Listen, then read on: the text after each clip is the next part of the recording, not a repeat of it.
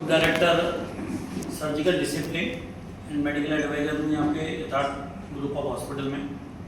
आज हम सेक्टर 88 में हैं। तो जनरली मैं लेप्रोस्कोपिक एंड रोबोटिक सर्जरी हैं और this is the robotic surgery and laparoscopic advance laparoscopic centre है ये। हम यहाँ पे हाईएस्ट 1 ईयर में हमने यहाँ पे robotic surgery and laparoscopic surgery करी है। और इस समय एक डिफरेंट स्टोरी है एक 11 साल के बच्चे की कि बच्चे साइकिल चलाते हैं। वो थोड़ा फैटी बच्चा था और जब उसने साइकिल एकदम से साइकिल से गिरा तो साइकिल के हत्थे से उसके अपर पेट में चोट लगी।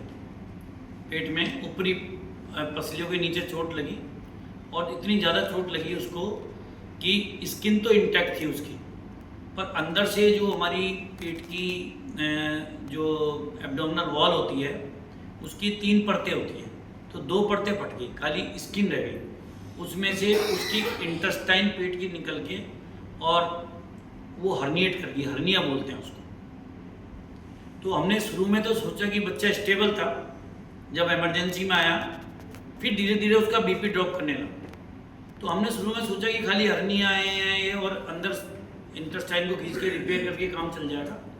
तो हमने उसका ऑपरेशन दूरबीन से चालू किया बीपी स्टेबलाइज करने के बाद में।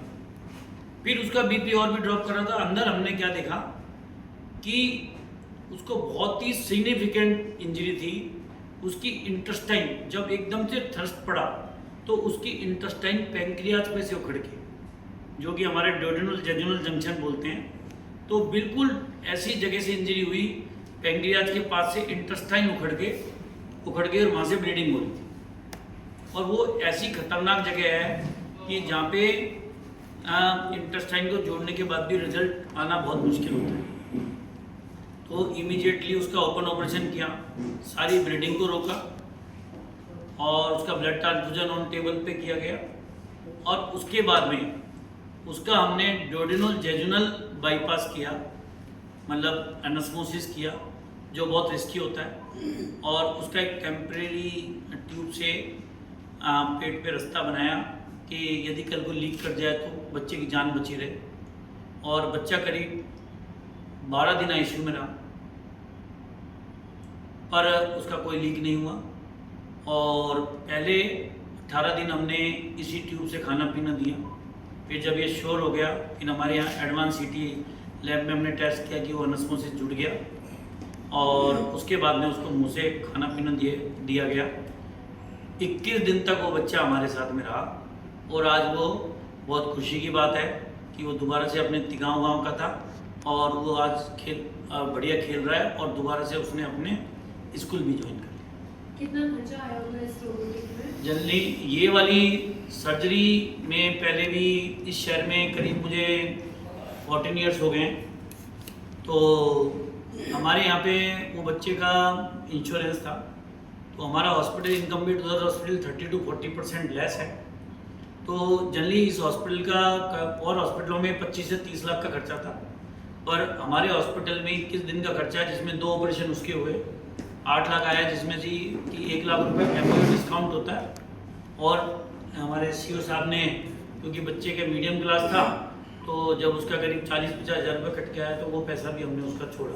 तो करीब हमें हॉस्पिटल को करीब 6.5 लाख के आसपास 21 दिन का खर्चा उसको मिला। जैसे आपने इस चीज़ को डायग्नोज किया, कई बार ऐसा होता है अगर वो कहीं और जाता है तो क्या ऐसी भी पॉसिबिलिटी है कि चीज़ें डायग्नोज ही नहीं हो पाती हो, जैसे हर्निया? हाँ देखो मैडम, ये क्या है कि जनरली जब मैं इस शहर में आया था तो earlier I mean Sarodaya hospital for 10 years, तो हमने ये इंजरीज करी है, डॉक्टर पे डिपेंड करते हैं। Never go with the name of hospital, go with the name of doctor. Doctor will decide. Her hospital में अच्छे डॉक्टर होते हैं, सारे हॉस्पिटल में डॉक्टर विल डिसाइड कि कौन सा है। छोटे नर्सिंग होम में भी अच्छा डॉक्टर हो सकता है। तो हमने ऐसी काटी, क्योंकि मैं कैंसर बैकग्राउंड से हूँ, राजीव गांधी कैंसर से पढ़ा हूँ, तो ऐसी क्रिटिकल और एनाटॉमिकल इंजरीज हमने करी हुई है और रूटीनली करते हैं। तो ऑन टेबल इनोवेशंस करनी पड़ती हैं, कोई ये सिखाता नहीं है कि बच्चे के लिए क्या बेस्ट होगा। तो ऐसी इंजरियों का पास्ट में बड़ा एक्सपीरियंस है और कैंसर सर्जरीज भी हम करते रहते हैं। उन्हीं के एक्सपीरियंस पे हमने ये सर्जरी करी है। और ऐसी इंजरी कभी कोई भी न्यूली ट्रेन डॉक्टर के पास जाए जिसको एक्सपीरियंस नहीं है, तो ऐसे में लीक करने के चांसेस, अनस्मोसिस के चांसेस बहुत हाई हो जाते हैं।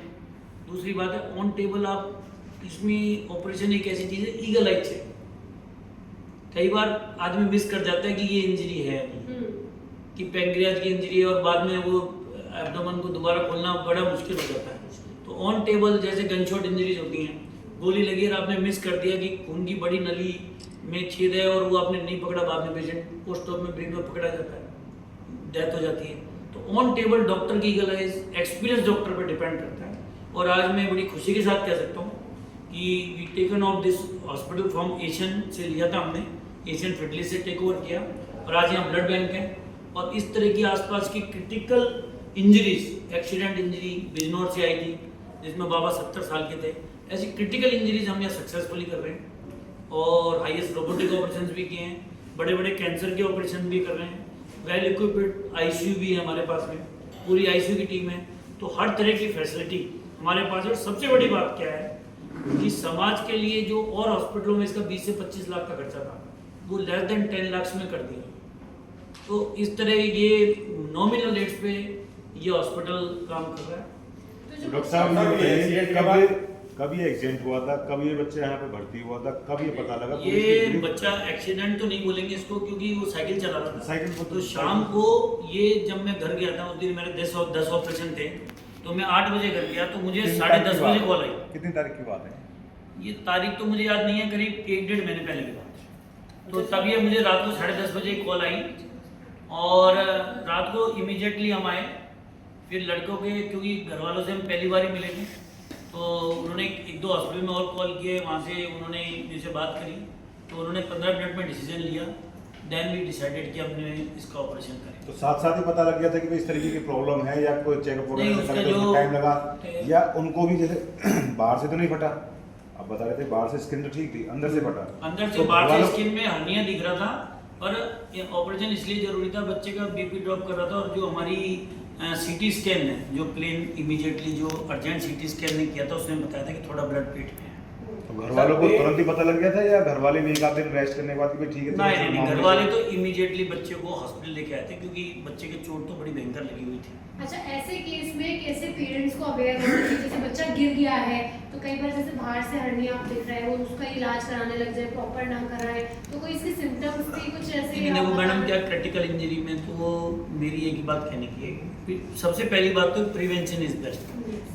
हमें बच्चों को, एक तो बड़ी बात है हमने रूटीनली देखा है कि एक तो बाइक पे स्कूटर पे स्टंट ना करें, नहीं, और बच्चे साइकिल बहुत तेजी से चलाते हैं, नहीं, तो ये हम बच्चों को प्रिकॉशन दें कि साइकिल बहुत तेजी से, क्योंकि सडन ब्रेक लगा दें और थोड़ा बच्चा वो है तो एकदम से चोट लगने से बहुत भारी इंजरीज हो सकती हैं। जैसे हम कार तेजी से चलाते हैं तो सीट बेल्ट परफॉर्मेशन हम करते हैं, इंटेस्टाइन उखड़ जाती है, तो इस केस में भी चोट लगी, एकदम से इंटेस्टाइन उखड़ गई थी उसकी।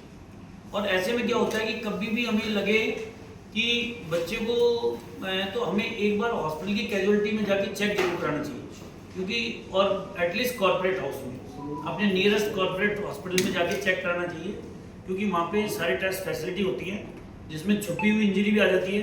कई बार सिर में चोट लगी होती है, बंदा होश में होता है पर वो 24 घंटे के बाद में बेहोश हो जाता है और क्रिटिकल, कई बार ब्लड धीरे धीरे रिसता है। तो वहाँ हॉस्पिटल का भी रोल है, इमरजेंसी का भी रोल है, डॉक्टर के एक्सपीरियंस का भी रोल है, फैसिलिटी का भी रोल है। सर, क्या इतनी चोट आ रही थी पेट के अंदर की परत, जो पेट के अंदर की परत वो फट गई थी या कमजोर हो गई थी? पेट के अंदर की फट के इंटेस्टाइन बाहर आ गई थी और स्किन से हिस्सा बाहर आ गई। हाँ, फिर सर पेन क्रिया के लिए क्या? पेन क्रिया एक्चुअली क्या होता है, बॉडी में कुछ पार्ट पीछे फिक्स होता है और कुछ पार्ट फ्री होता है इंटेस्टाइन का। तो पेनक्रियाज के पास जो पार्ट फिक्स था, जब जोर से चोट लगी और जो वॉल फटी तो इंटेस्टाइन एकदम बाहर आई, तो अंदर से ट्रैक्शन लगा और जहाँ पे फिक्स पार्ट था वहां से इंटेस्टाइन उखड़ गई। कितना क्रिटिकल था इस ऑपरेशन? क्रिटिकल इसलिए था कि रात को 10:30 बजे ऑपरेशन चालू किया और सुबह 4:45 बजे ऑपरेशन कंप्लीट। कितने टाइम लगा था ऑपरेशन? ऑपरेशन में लगा लो 10:30 से और सुबह 4:45 बजे ऑपरेशन कंप्लीट। हमने इससे पहले भी 16 घंटे के गनशॉट ऑपरेशन किए हैं, तो वो रूटीन है। पर इसमें सबसे बड़ी बात है ऑपरेशन के बाद भी हमें we keep your finger cross for at least 2 weeks, क्योंकि इसमें लीक कर जाता तो फिर कुछ करने के काबिल नहीं। और बताया 1.5 किलो पस भी क्या नाम उसके अंदर मतलब 500 ml के आसपास ब्लड था पेट के अंदर काफी, जो इसमें लिखा हुआ और है, खाने का मटेरियल भी था। इसमें 1.5 लीटर मतलब पस। ये जो फूड मटेरियल और वो था, और 1.5 लीटर हमारे टोटल ओवरऑल वो लॉस हो गया। तो पस जो पड़ी थी तो जैसे बताया कि बस भाई साथ इसको साथ बस नहीं बोलेंगे, ब्लड मिक्स कंटेंट। तो साथ ही ये बनता है जैसे कि एक्सीडेंट हो गया था, जब ये साथ गिरता है बनता तो है। जब उनकी जो हमारी ब्लड सप्लाई होती है वो भी फट जाती है, तो वहाँ से ब्लीडिंग होती है। और साथ में क्या होता है, इंटेस्टाइन फटने से जो इंटेस्टाइन के अंदर का मटेरियल होता है वो भी ब्लड में मिक्स हो जाता है, तो वो कंटामिनेशन हो जाती है। तो जो नली डाली थी पत्रकार घायल